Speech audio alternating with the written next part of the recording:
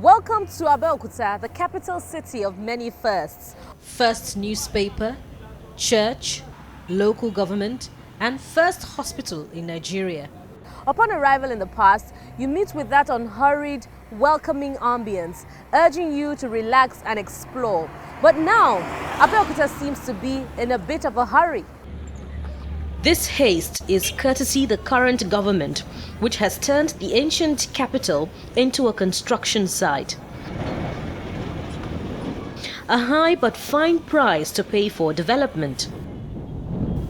Egba history began here at the 137 feet high Olumo rock in the early 1800s, when the popular 19th century Yoruba warfare began.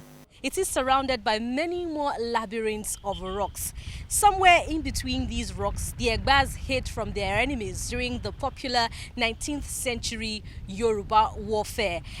Some of the warrior-like progenitors credited with defending the nation against the Oyo invaders is Shodeke. Benjamin Ogumodede, a retired teacher and legal practitioner, is a repository of Egba history. Shodeke and Lishabi, they met Adagba of Itoko. Ordinarily, the Olumo rock should have been through Itoko, Ujuagemo.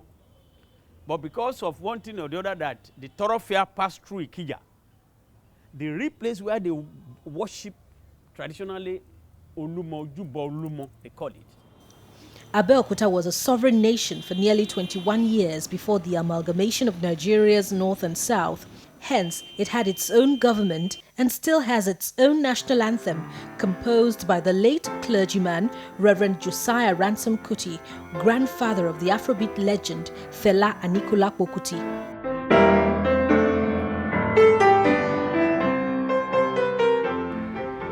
The Egba have a history of blazing the trail on many fronts.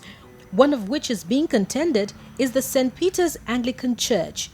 But Ogumodede, who received us in his beloved St. Peter's, would have none of it. The Egbas has the first historical structure of a building as a church.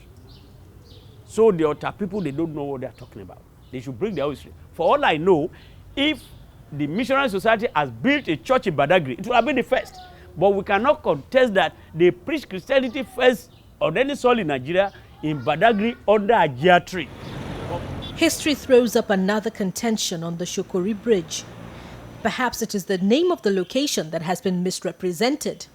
Again, Barrister Ogumodede set the record straight. So the Lavenwa Bridge is the first bridge, and water is reputed to have been built by maybe Engineer Deneko and Egbaman. 1903. Yeah, not even the British. And Egba formations in the old capital bear funny names, which some may mistake for their literal translations in English.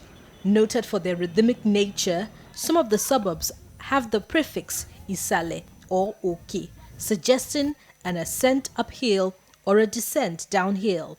Isale Jeun, Oke Jeun, Isale Ake, Oke Shokori. If you look at the topography of Egba land, when they say Isale, of anywhere, that area is in a steep location. Like you are descending? Descending, just like a valley. Like we have, let me come to Isale Egbenyi. See, if you take the access from the governor's house, they call it Oke Egbenyi. It's on the rising side of the valley. Madam Ofuno Tinumbu, who led the Egbas for against the Dahomey War, led the Egba women, so to say, because there are men. And she's popular in selling pap, and people hawk pap for her, among other trades she does. So they mentioned that place, Itaheko. Onikolobo. In those days, the transporters, they used to have the measure, Kwebi or Kolobo. It's a small bowl, but metal.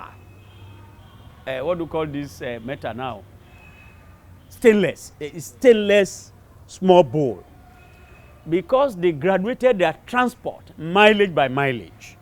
If you go 5 miles, you pay differently. If it's 10, 20, like that. So they have a bus stop called Onikolobo, meaning they use the metal, the stainless small bowl to collect money. Back to the Egba progenitors, Ogumodede explains why Mrs. Fumilayo Ransom Kuti was never conferred with the title of Iyalode of Egba land. She led the women routers to send Oba Ladagbademola II on exile to Osogbo over tax issue that women will not pay tax. Because of that, she was not made. She's fit to be proper and fit to be Iyalode, but she was not made one because the Ake authority that will make Iyalode. But to her credit and honor and glory, no other woman was chosen as Iyalode over and above her head. He also explains why there is no Egba household bearing the name Lishabi after the iconic warlord who, as history records, was betrayed by the people of the town. Because he has become so powerful. The powers that have been Egba, I don't want to be particularized or be personal. They were afraid he may overrun them. They planned for him and assassinated him. Whether true or false, they said with 3 of his children, you have the chain there. He was buried there. And when you see where when we used to go and visit the Bolishab, it's far, far right after Oba, far, far, far too far inside. It's conspiracy of some other people in this town. The Egbas are trailblazers at home and abroad. The June 12, 1993 election remains the only presidential election yet where Nigerians brushed aside ethnic and religious coloration. That election was won by an Egba man, Chief M.K. Abiola. Femi Anikulapo Kuti, first son of the late Afrobeat legend Fela, broke the world record for the longest single note played on a saxophone in May 2017. On May 29, 1999, Chief Olusegun Obasanjo, whom many love to hate, became the only Nigerian yet to hold the office of Commander-in-Chief twice. Undoubtedly, in the realm of greatness, the Egbas are not quite done with their contributions. Bukola Samuel Wemimo, TVC News, Abeokuta, Ogun State.